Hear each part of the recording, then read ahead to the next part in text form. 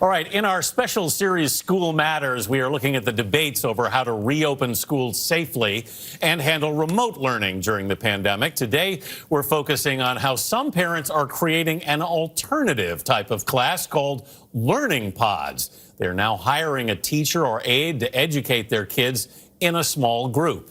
Adriana Diaz shows us why some people believe this type of learning will increase education inequality. We don't have it all figured out, but rolling with it, I guess.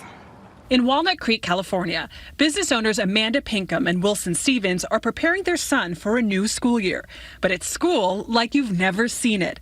Walker will start second grade in a learning pod. When Pinkham was looking for families to partner with, the response was overwhelming. People just left and right saying, can you include me? Can you email me? Can I be a part of your conversation? So that would be the positives if we could work that out.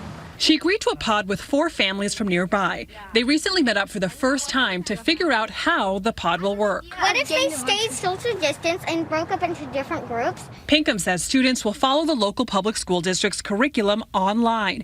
A hired teaching assistant will work with the kids in person 5 days a week. The learning will take place outside, and when the weather's bad, they'll rotate between students' homes.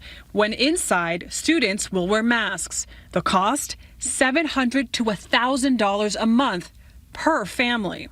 I find myself wondering, Barbara, do some parents not know really what they're getting themselves into? You know, I saw a great meme that said, you lied to me. My child is not a pleasure to have in class. Barbara McKeon is a lifelong educator who runs a national development program for principals. I see it as a really strong opportunity, but I also have some reservations about it. Those reservations really have to do with equity. What happens to students who are homeless? What happens to students with disabilities? What happens to English language learners? Many families simply can't afford the high price of a pod, not only for the 16.2% of children who live below the poverty line, but even middle-class families without deep pockets. There you go. Yay! Genesis Emre's 5-year-old son, Noah, a special needs student, is about to start kindergarten. She wishes she and others could afford pods. I think as a country, we should try to put something in place where that all students have access to the same thing. Whether you're a public school student, a private school student, a charter school student. Should we be looking at a model where school districts themselves get together and create pods so that everyone has access to them? I think we should be looking at as many models as possible. Pinkham agrees pods are not the perfect solution, but says it's the best one they have. We're all trying to figure out what's best for our family. I definitely feel lucky and blessed that we're in a position to be able to look at doing this. And I have multiple times said I just can't imagine what people are going through that aren't in that position. So I'm conscious of that.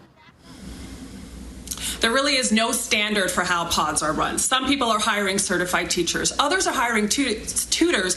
And some parents are trying to do it themselves without having to pay anyone. Educators do worry, though, that these different approaches will create a patchwork system that could have long-term effects on education.